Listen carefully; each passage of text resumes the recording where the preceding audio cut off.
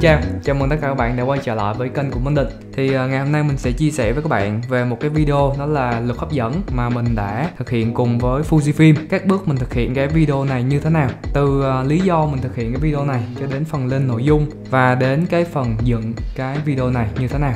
Ok, bắt đầu nha.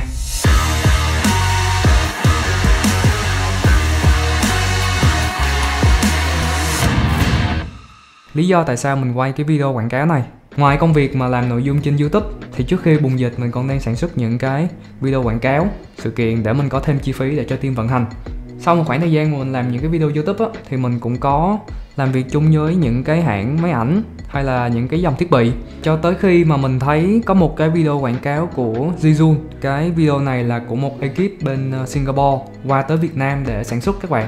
Thì mình mới nghĩ là trời, đây là ở Việt Nam, đất nước Việt Nam, nhưng mà họ đã phải bê nguyên cả một ekip từ bên Singapore để qua bên này quay, và cái chi phí sản xuất cho cái video này nó rất là cao. Thì mình mới nghĩ là mình cũng muốn test thử một cái video mà nó tương tự như thế này nó sẽ ra sao.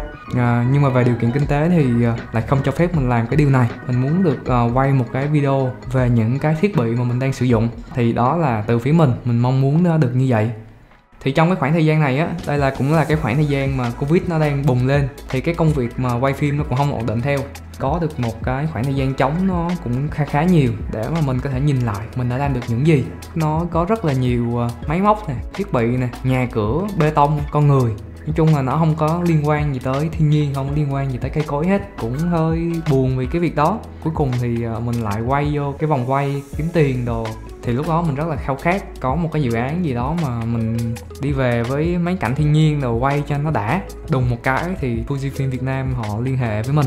Có cái con máy XS10 này nè, nó cũng ra được ít hôm rồi, thì em test thử coi như thế nào. Đó, thì lúc này mình mới chia sẻ cái ý tưởng sẽ shoot cái video này như thế nào. Thì bên anh Hải anh cũng ok với cái việc này, thì anh em cắp sách lên mà đi thôi.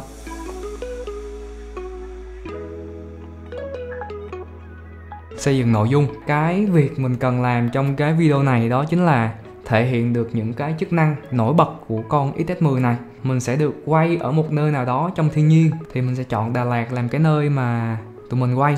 Ở đây thì mình có quay được một anh thợ xăm, đó là anh Trưởng. Anh này anh có một cái sở thích đó là chơi mô tô, mà anh còn là dân local trên Đà Lạt nữa, nên là ảnh biết rất là nhiều những cái bối cảnh, những cái địa điểm đẹp ở trên Đà Lạt. Thì mình mới nhờ ảnh để kiếm ra những cái người với những cái tiêu chí như sau, đó là giới trẻ, năng động, sẽ hơi rừng rú một chút xíu. Thì cuối cùng thì mình tìm được 3 cái nhóm người để thực hiện cái video này. Đó là một nhóm chạy xe mô tô, một nhóm múa lửa, và một anh chàng đánh trống handpan. Khi những cái yếu tố mà để xây dựng lên cái video á, mình đã có hết rồi, thì mình sẽ bắt đầu xây dựng cái nội dung. Và cái nội dung này làm sao nó phải thực tế và nó phải phù hợp với cái video. Tức là diễn viên phải làm được, đội sản xuất phải làm được, và máy có thể làm được. Mình không muốn là suy nghĩ mà nó quá là bay bổng để tự gây khó khăn cho mình trong cái quá trình thực hiện. Đầu tiên, giới thiệu từng nhân vật, từng con người ở trong cái bối cảnh quay. Tất nhiên là sẽ đi kèm với cái thiết bị đã thực hiện trong buổi quay ngày hôm đó, với tình tiết đó là nhanh và gay cấn. Thì bây giờ mình sẽ hạ nhiệt video xuống bằng một cái khoảng trầm ở trong cái video, đó là một anh chàng ảnh đánh handpan. Nó không phải là những cái nhạc cụ như kiểu là guitar, không phải là piano, thì nó là một cái trống. Thì nói chung là nó cũng cảm giác nó rất là rừng rú, nó lạ, nói chung là nó rất là lạ. Thì bắt đầu trời sẽ sụp tối xuống, và hai nhân vật múa lửa sẽ đi tìm đến nhau, đấu múa lửa, dẫn đến bởi cái nhóm mô tô, và cũng được nhóm mô tô này làm chứng cho cái cuộc đấu tranh đó. Đó là về cái nội dung sườn. Nhưng mà đây là về một cái video promote máy ảnh XS10, thì mình sẽ cần phải đảm bảo được cái khả năng quay phim của con máy này. Đầu tiên đó là khả năng quay được 4K 24 frame và 4K 30 frame. Tiếp theo đó là khả năng quay siêu chậm, slow motion 240 frame. Thì có những cái shoot đó là mình quay được cái chuyển động của bánh xe, chuyển động của nước, chuyển động của đá nó văng như thế nào. Tiếp theo là khả năng quay thiếu sáng, low light. Mình có đẩy vào những cái bối cảnh vào ban đêm. Ví dụ như cái set đầu tiên, đó là cái set mà anh chàng múa lửa này trong một cái đường hầm xe lửa. Ánh sáng của cái set này á, nó chỉ có duy nhất đó là ánh sáng của cái ngọn đuốc trên tay ảnh cầm, và một cái đèn led 3V tiếp. của Nanlite. Nếu như mà mình tắt điện đi thì nó hoàn toàn tối thui, không có một cái bóng đèn nào trong đó hết, thì nó sẽ thể hiện được cái khả năng quay low light của cái máy này. Và một cái bối cảnh khác đó là bối cảnh mà mấy anh này ảnh đấu với nhau, đấu lửa với nhau, khung nó rộng hơn rất là nhiều. Nên là ở trong cái set này mình sẽ bố trí thêm nhiều cái ngọn đuốc hơn, 5 cái cọc lửa, 2 cái ngọn lửa của hai anh chàng này đang đấu với nhau nữa. Thì ở xung quanh mình sẽ có 3 chiếc xe chạy. Thì 3 chiếc xe này mỗi xe nó đều có đèn, thì nó sẽ làm thêm cái nguồn ánh sáng cho nó sinh động ở trong set. Còn một cái đèn background thì mình dùng cái cây này để tạo thêm những cái hiệu ứng flash đánh vào background, đánh vào nhân vật, làm cho khung hình nó sinh động hơn. Với một cái set quay ở ngoài trời á, không có cây đèn nào hơn 100W luôn các bạn. Khi mình chất lượng hình ảnh ra được như vậy thì mình cũng rất là ưng ý. Ok, khả năng chống rung của body thì trong cái video này có rất là nhiều cảnh đó là mình sẽ quay handheld. Video này không có một cái shot này dùng chân máy luôn nha các bạn. Anh Chí đang múa lửa nè, rồi những cái cảnh mà quay bằng lens 70-300 và handheld luôn các bạn, nhưng mà nó vẫn thể hiện được là cái độ chống rung của chiếc máy này. Khả năng bắt nét của chiếc máy ảnh. Video này thì mình quay MF cũng nhiều, cũng có quay bằng AF luôn. Thì mình sẽ để cho nó vào những cái tình cảnh nó khó hơn một chút. Đó là cái bối cảnh của nó sẽ di chuyển rất là nhiều, hoặc là có những cái tiền cảnh nó chạy ở phía trước. Nói chung là mình làm cho cái máy ảnh nó khó hơn một chút. Cuối cùng đó là khả năng chống chịu thời tiết. Toàn bộ mình sẽ phải quay nó ngoài trời thì có những cái điều kiện mà khó chịu hơn, ví dụ như là trời mưa này hay là đất cát gì nè, thì nó cũng sẽ làm ảnh hưởng cho cái máy ảnh đó. Thì mình test tẹt ra luôn, mạnh dạn mình test hết. Ok, thì đó là về cái phần nội dung, phối hợp giữa cái nội dung sườn với thể hiện cái khả năng của máy, sắp xếp làm sao cho nó hợp lý lại là được. Thì trước khi mà mình thực hiện quay cái video này á, thì mình có nhờ bạn Đặng Thảo vẽ lại những cái storyboard, những cái nội dung mà anh em có thể nhìn vào, biết được mình cần quay cái gì, để khi mà cả đội muốn sáng tạo gì đó thêm thì cố gắng hoàn thiện cái storyboard trước, khi mà về nhà có đầy đủ suột để mà dựng. Chứ sáng tạo nhiều quá mà về nhà thiếu suột dựng thì tiêu. Thì đó là về cái phần tiền kỳ. Vẫn còn những cái đoạn mà tụi mình đi chuẩn bị cho set quay á, nhưng mà thời gian video thì nó có hạn, mình không có chia sẻ với các bạn hết ở đây được. Chúng ta sẽ đến với phần dựng video. Sau khi mà tụi mình đã có được cái nội dung sườn và storyboard, các yêu cầu về máy, nói chung mọi thứ nó rõ ràng hết rồi, nên là cái việc dựng phim thì nó cũng rất là đơn giản thôi. Các bạn nhìn vào tổng thể cái video này hoàn toàn không có quá nhiều hiệu ứng, và những cái video này nó chỉ là những cái cú cắt đơn thôi.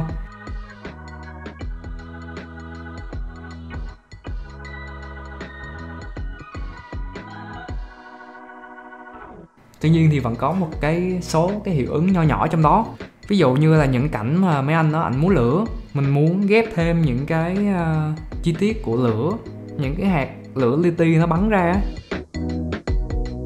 Giống cái cảnh này anh múa lửa, anh ấy tung cái cây múa lửa lên, thì vô tình là lửa nó chỉ có một bên thôi, nên là sẽ bù thêm một cái lửa ở bên kia cho nó đều, nó đẹp hơn một chút.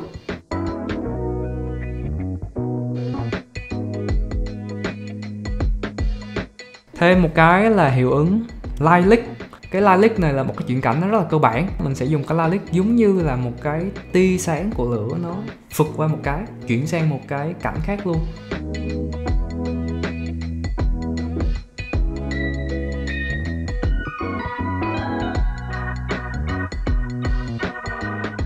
Nhìn nó sẽ cũng rất là mượt mà đúng không các bạn? Ở trong này mình sẽ có thêm những cái chuyển cảnh. Cái cảnh mấy anh đang chạy xe này, khi mà mình cắt đơn quá thì cắt bụp qua một cái nó nhảy cảnh qua thì cũng cảm giác nó hơi sườn sượng một chút. Mình đã tạo ra một cái mắt và mình lấy một cái chi tiết là thân cây, mình dùng cái thân cây này để mình tạo ra một cái chuyển cảnh luôn. Thì các bạn thấy đó, nó cũng rất là thú vị, nó cũng mượt mà. Thêm một cái chuyển cảnh invisible cut ở trong một cái set lửa, set múa lửa cảnh cuối. Và trong này thì mình cũng có sử dụng khá những cái speed ramp, thay đổi cái tốc độ làm cho cái video nó được sinh động hơn. Nếu như bạn muốn tìm hiểu về cái cách mà làm cái speed ramp như thế nào á, thì mình cũng đã làm một cái video nó rất là chi tiết về cái speed ramp này, thì mình sẽ để nó ở đây. Rồi nói chung là đó là hết những cái hiệu ứng, những cái chuyển cảnh cho cái video này của mình rồi. Vì video này nó đã được đơn giản đi rất là nhiều rồi, nên là mình sẽ tập trung kỹ vào phần màu sắc, tập trung thêm vào phần âm thanh nữa.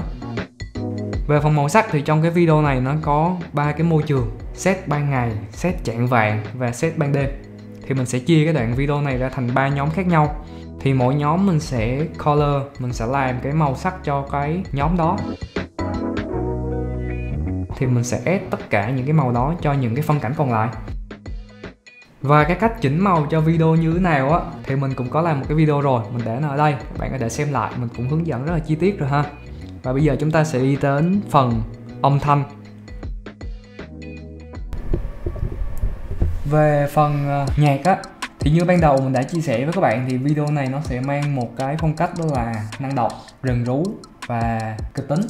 Thì lúc này mình sẽ lên trên Adlib mình tìm nhạc, cái keyword là documentary, cinematic này và seriously, thì các bạn sẽ tìm được những cái bài nhạc nó mang phong cách tương tự như thế này. Thì mình sẽ cố gắng mình tìm khoảng từ 15 đến 20 bài gần như là phù hợp với cái video á. Thì chắc chắn là trong cái 15 bài hoặc là 20 bài đó nó sẽ có 1 đến 2 bài nó sẽ gọi là rất là rất là phù hợp với cái video đó. Thì sau khi mà mình tìm hết nhạc rồi thì mình lại theo cái sườn đó mà mình dựng thôi. Tiếp tục tới phần sound design. Các bạn nhìn thấy ở trong cái timeline á sẽ có hai cái dạng âm thanh, một cái là màu xanh dương và một cái là màu xanh lá cây. Cái màu xanh dương là cái file mà mình đã thu trực tiếp ở trên set, và cái màu xanh lá cây là những cái âm thanh mà mình đã tìm trên mạng và tái hiện lại cái âm thanh của cái video đó. Thì mình sẽ nói một số cái tiêu biểu và thú vị thôi, chia sẻ với các bạn. Có những cái âm thanh của xe á, ví dụ như là những cái cảnh đầu chạy xe của video này á, thật ra nó vẫn chỉ là một cái nguồn âm thanh chính thôi, và mình đã thay đổi cái tốc độ của cái âm thanh đó. Khi mà các bạn tăng tốc độ video đó lên, mình sẽ cảm giác được cái xe này chạy nhanh quá.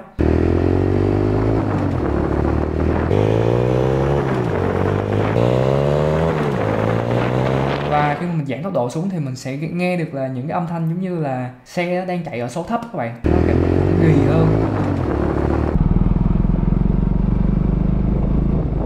Bỏ vào những cái cảnh super slow motion á, các bạn nghe được là cái tiếng xe nó cũng cực luôn, nó sẽ rất là đã.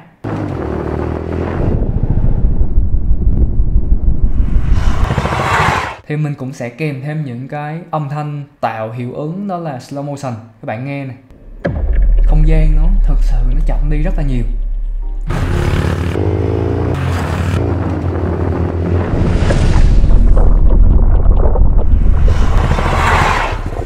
Ở trong này có cái cảnh đó là cảnh slow motion, là những cái đá nó bắn vào trong cái ống kính. Nếu như các bạn làm âm thanh thì các bạn sẽ kiếm cái tiếng này như thế nào.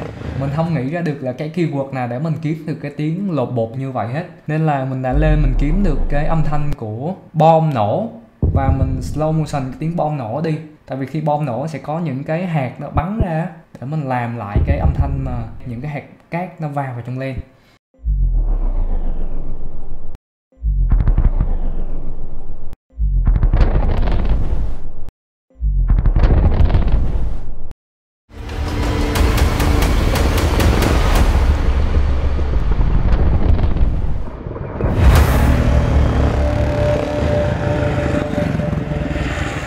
Tiếp tục, mình tạo thêm những cái âm thanh môi trường cho cái video được thêm sinh động hơn. Ví dụ như là tiếng quạ kêu nè,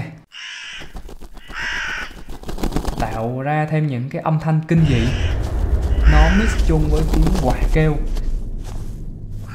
Cảm giác nó hơi nghĩa địa rồi đúng không các bạn?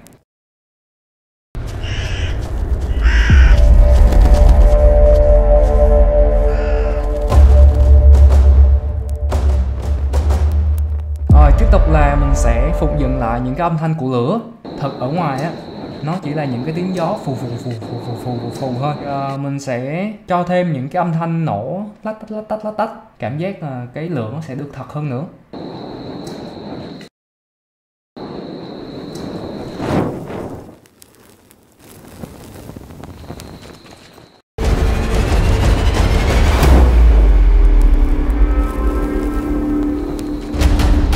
Tương tự với cảnh ending cũng vậy. Anh chàng này ảnh đang bắt đầu dùng cái cây côn ảnh đập vô cái chân bụt một cái.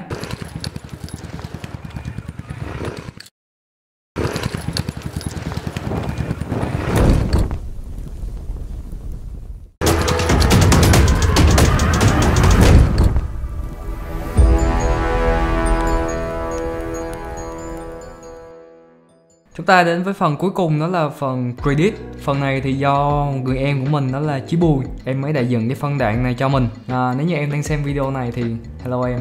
Theo mình thì cái phân cảnh credit này là một cái phân cảnh nó cực kỳ cần thiết, bởi vì cái phần credit á, nó là một cái phần để mình tỏ cái lòng biết ơn đối với tất cả những người đã thực hiện cái video đó cùng với mình. Bất kỳ một người nào dù làm công việc nhỏ nhất, chẳng hạn như là đi mua hộp cơm, chai nước, hoặc đơn giản là một cái người chủ của khách sạn, chủ homestay, người lo cho mình cái chỗ ăn chỗ ở, thì tất cả những người đó họ đều quan trọng như nhau. Tại vì chỉ cần một mắt xích nào đó nó bị lỏng thôi thì cả ekip đã vận hành nó không được trôi chảy rồi, và chúng ta cần phải trân quý cái điều đó. Thì tất cả những điều mà mình vừa mới chia sẻ với các bạn, đó là tất cả những gì mà mình đã học được và mình đã áp dụng vào trong cái dự án lần này. Mình chúc các bạn luôn có được những sản phẩm tốt, luôn giữ được sự khiêm tốn và tôn trọng đối với tất cả mọi người.